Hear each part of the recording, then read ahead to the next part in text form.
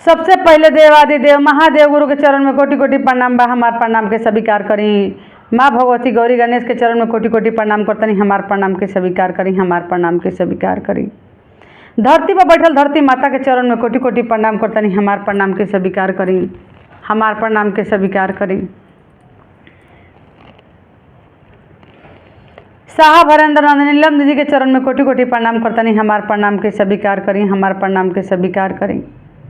जहाँ तक हमारा आवाज़ जा रहा बा, हम सब गुरु भाई बहना के चरण में कोटि कोटि प्रणाम करतनी। यूट्यूब के माध्यम से ललिता शिव चर्चा चैनल देखे वाला सब गुरु भाई बहना के चरण में कोटि कोटि प्रणाम करतनी। हमार प्रणाम के स्वीकार करी। तो आई देखी हम ललिता जी आज बहुत सुंदर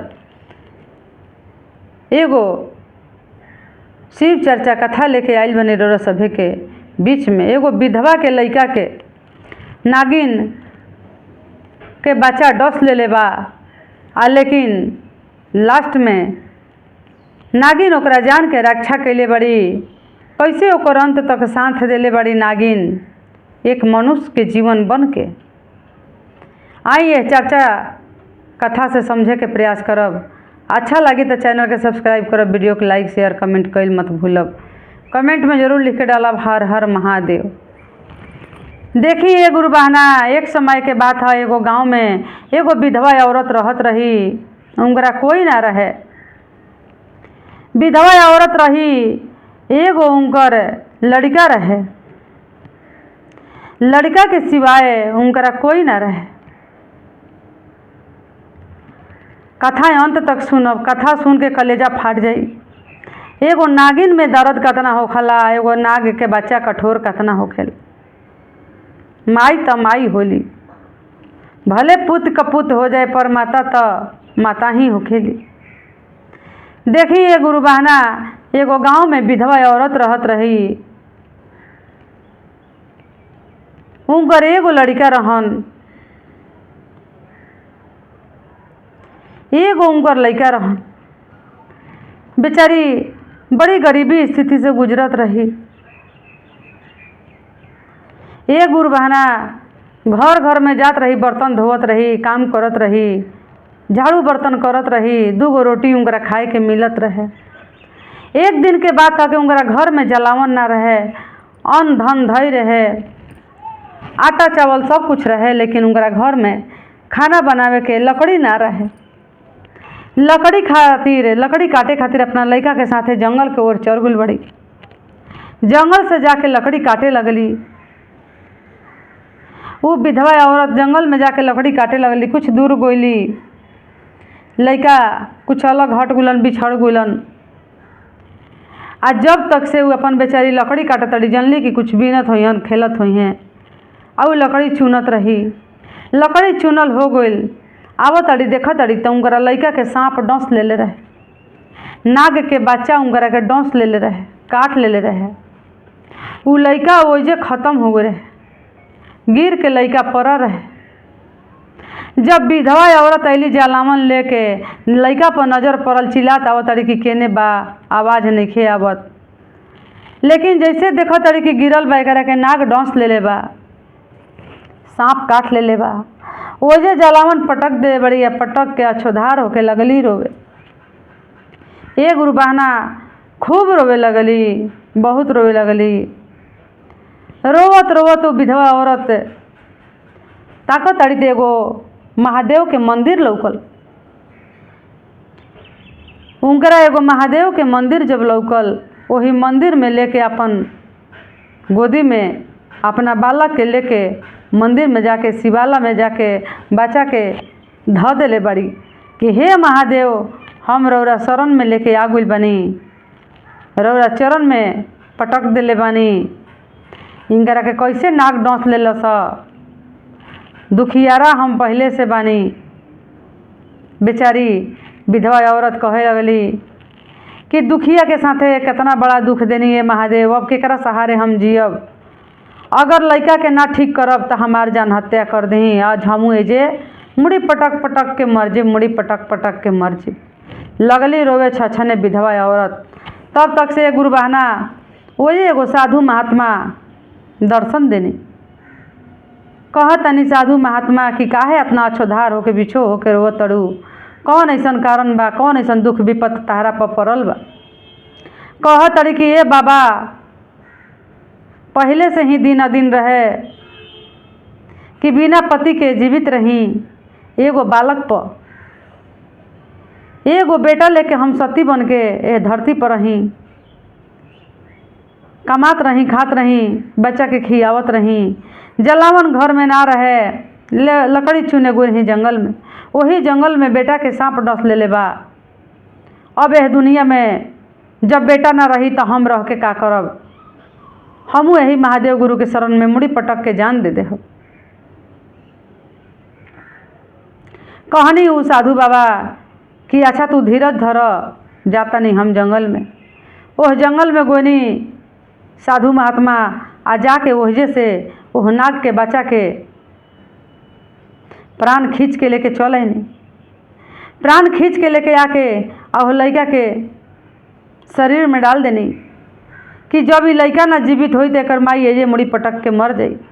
एकर सहारा कोई नहीं खे, एकर दुख देखल नहीं खे जाइल जात। साधु महात्मा कहतनी एकर दुख देखल नहीं खे जाइल जात, एह लड़का के माई मर जाई। ओह नाग के बच्चा के प्राण खींच के ले आके और लड़का के शरीर में डाल देले बनी। लड़का के शरीर में डालते लड़का उठ के जब बैठ गुलन खेले लगलन। माई उनकर उठ बैठली, भगवान के गोड़ लगली, साधु महात्मा के गोड़ लगली। बाबा साधु महात्मा कहतनी कि आज से तू अपना बेटा के ओह जंगल के ओर ना जाए दीह, जंगल में मत जइह, ना जंगल में जाए दीह, न तो अब इनका प्राण कोई ना लौटा सकेला। ओह जंगल में नागराज के घर बा, नाग देवता सबके घर बा, ओह में मत जाए दीह जंगल में, न तो अब कोई इनकर प्राण ना बचाई।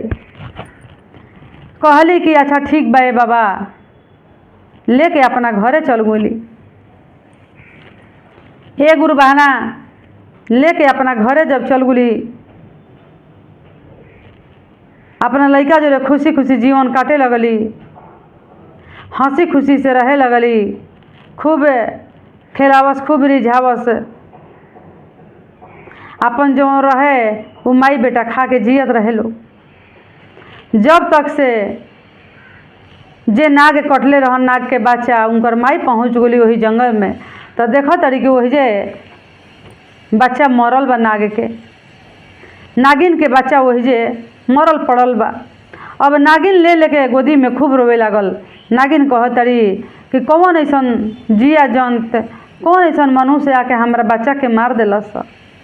नागिन छछन छछन के रोवे लगली। नागिन रही जे इच्छाधारी नागिन रही, जब मन जौन मन तौन बन जत रही, इच्छाधारी रही नागिन। शरीर के अपना मनुष्य रूप में बना लेत रही, कभी सांप रूप में बन जास। ए गुरु बहना मनुष्य रूप में आके आ बड़ा ध्यान से देखा तड़ी कि हमार लड़का कैसे मरल बा। देखो तड़ी तक केहू के उनकर लड़का जौन नाग रहन, नाग के बच्चा, उ डांस ले रहन। जब डांस ले रहन तो एगो साधु संत प्राण उनकर खींच के ले जाके वो लड़का में डाल दिल रहे। वो अपना नज़र से सब नागिन देख लेली कि कैसे कैसे इनकर प्राण छूटल बा। तब कहली कि अब हम जातनी वो बच्चा के ओकरा घर के था पता लगा के ओकर प्राण खींच के ले आके अपना लड़का में डाल दे।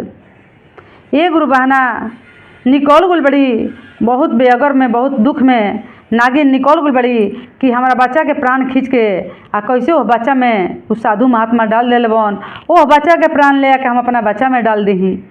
दौड़ल दौड़ल नागिन गोइल बड़ी, नागिन के भेष में, नागिन के रूप में। आ जब आंगन में जा तड़ी वो लड़का के प्राण खींच के ले आवे खातिर, तो देखा तड़ी कि उनकर मम्मी जौन लड़का के माई रही खूब खिलावत तड़ी, खूब कटोरा में लेके एगो दूध भात खियावत तड़ी,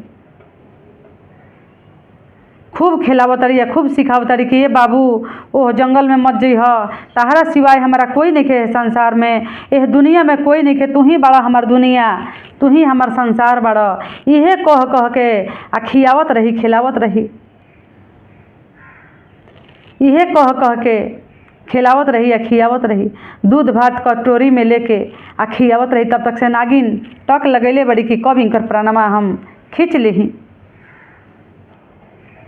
उनकर माई कह कह के लड़का के खियावत रही, चंदा मामा रे आव, चंदा मामा बारे आव, चंदा मामा रे आव, चंदा मामा पारे आव, सोने के कटोरिया में दूधा भात ले आव, सोने के कटोरिया में दूधा भात ले आव।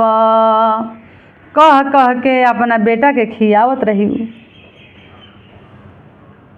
नागिन कहतरी कि इतना अथाह प्रेम हम आज तक ना देखले रही केहू के।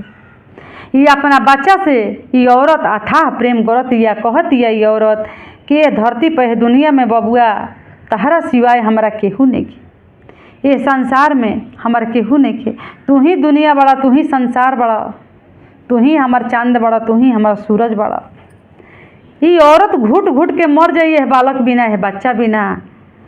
अब एगो मतारी के अनाथ बना के कैसे हम एक प्राण खींच के अपना बच्चा में ले जाके कैसे डाल दी। अगर हम हंसब तो वो रोई, हम तो रोते बानी। कहत अड़ी नागिन बात। नागिन छोड़ के आ चल दिलस कि जाए दो, आखिर तो गलती हमार बच्चा ही कैले रहे, ओकर प्राण ना खींचले रहित, उ ना मर रहित। अब जब वो मर गल ओकर माई रोवे लागल, तब कोई साधु महात्मा हमारा बच्चा के प्राण खींच के ले जाके ओकरा में डाल दिलस। अब हम एगो दोबारा गलती ना करे जाइब, चलो ये घर के चिनगारी ह, खुशिया ह, हम ना छीने जाइब। ये बात कह के आ नागिन अपना लोक में लौट गोली, अपना दुनिया संसार में लौट गोली। ए गुरु बहाना लौट गोली, चल गोली। तब वो लड़का के माई का कैले बड़ी कि लड़का जब सियान हो गई बन, खूब सियान हो गई बन, बड़ा हो गई बन, उनकर शादी विवाह क के बहुत अच्छा घर के लड़की, संस्कारी पुजेरी, शिव भक्त से शादी क के अपना घर में लेके चल अली। वो लड़का के शादी कर दिले बड़ी, शादी करके घर बसा के आ एक दिन वो भगवान के शरण में चल गई। वो मर गई। जब मर गई बड़ी ये गुरु बहना, जब वो मर गई तब उनका लड़का से राहत नहीं खे, अच्छोधार होकर रोवता लड़का। लड़का के पागल के रूप हो गई बा। लड़का कहता कि हमार माई रही तो संसार रहे, दुनिया रहे, आज हमार माई नहीं खी तो हम कैसे रहब। अब हमू वही दुनिया में जाता नहीं। जौना जंगल से हमार माई हमारा के बरिजले रही कि वह जंगल में मत जइह, वही जंगल में जाई, शायद वही हमार मृत्यु होखी। यही से माई बरिजले रही। ना धरती पर रहब, ना माई खातिर रोवब। भले चल जाई, मर जाई, तब माई से हमारा भेंट हो जी, माई के गोदी में रहब। यही बातें कह के लड़का जंगल में जाके बिलक बिलक के खूब रोवता।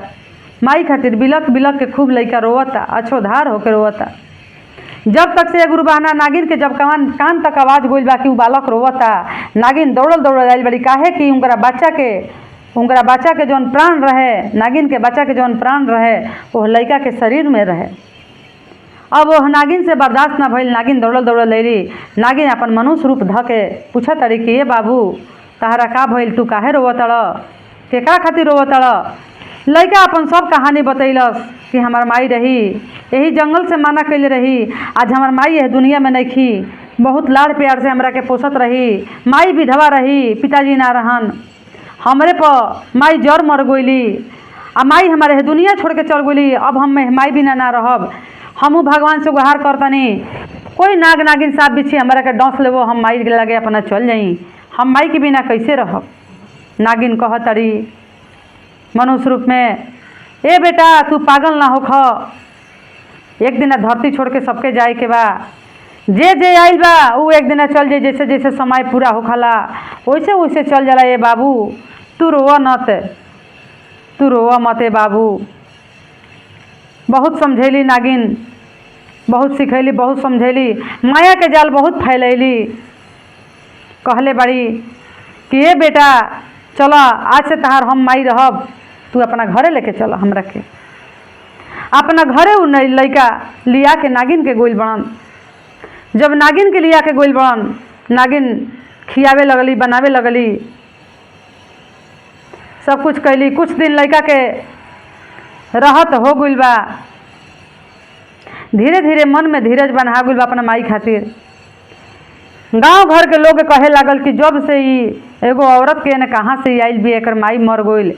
एगो औरत आइल, एकरा धन के कमी नहीं खे, एकर भंडारी भरल बा, एकरा घरे अन्न धन के कमी नहीं खे, एकरा घरे महल से 2 महल हो गइल, 3 महल हो गइल, एकरा घरे सोना के पालना लाग गइल। ई कौन ऐसन औरत आइल भी? देखी ये गुरबाना जहाँ नाग नागिन रही, जहाँ मनी जरूर रहेला, वजह तो बढ़ंती तरक्की होइबे करेला, तो उ नागिन रही। मारे धने जाने भर गुल, अने धाने सोना चांदी सब भर गुल। वही रोजगार में लइका बाज गुल, संगोरे में समारे में। तब कहले बड़ी नागिन कि ये बाबू चल, जौना जंगल में तू रोत रह, जौना जंगल से मिल रही, वही जंगल में तू हमरा साथे चल। लइका का कैले बा? ये गुरु बहना वही जंगल में लिया के गोइल बा, वही जंगल में गोइल बा, वही शिव मंदिर में लेके गोइल बड़ी। शिव के शिवाला रहे तो हमें लेके गोइल बड़ी, जहाँ कि उनकर प्राण डालल गोइल रहे वह लइका के। ओहजे जाके बैठल बड़ी, बतैले बड़ी कहानी कि देखा ये बेटा, ये तू जंगल में आई रह, तहरा के एगो सांप डस लेले रहे, उ हमारे बच्चा रहे, उ तहरा के डस लेले रहे जौन हमार बच्चा रहे। तहार माई अछोधार होके यही मंदिर में आके खूब रोवत रही, मुड़ी पटक पटक के बहुत रोवत रही तहरा प्राण लौटावे खातिर। एगो साधु महात्मा निकल के आके हमरा बच्चा के प्राण, नाग के प्राण निकाल के तहरा शरीर में धारण कर देले रहन। साधु जी, आज तक उ बच्चा मरल ही पड़ल बा, आ तोहरे के देख के हम जीवित रह गुनी कि एगो माई के बच्चा हम ना छीनम। गलती तो हमार लइका कैले रहे, तहार प्राण ना खींचले रही तो आज हो जीवित रही, तू जीवित रहता।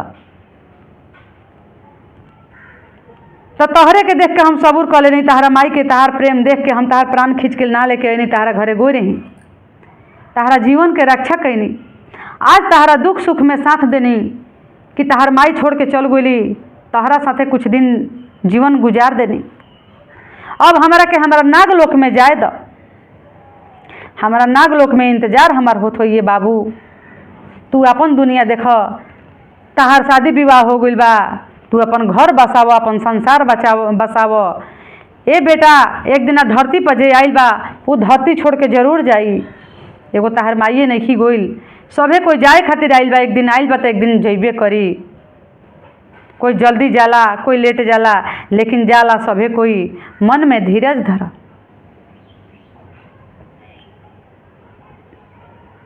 अब हमरा के जाए दो। लइका कहता कि माई तो हमार छोड़ के चल गई, एगो तू माई बड़ू तो तूहू छोड़ के चल जीबू, हम जियब कैसे, हमार सहारा का बा। कहले बड़ी नागिन, समझैले बड़ी कि ये बाबू तहार जौन पत्नी बड़ी, उनकरे के अपन पत्नी समझिए, अपन अर्धांगिनी समझिए, अपन प्रेम समझिए, उनकरे से हर दुख सुख करिह। ए बेटा, अब हमरा के जाए दो, हमार समय हो गइल बा, हमारा नागलोक में खोजाहट बा, हमरा के हमरा वजह जाए दो। हम नाग राजा के रानी हैं।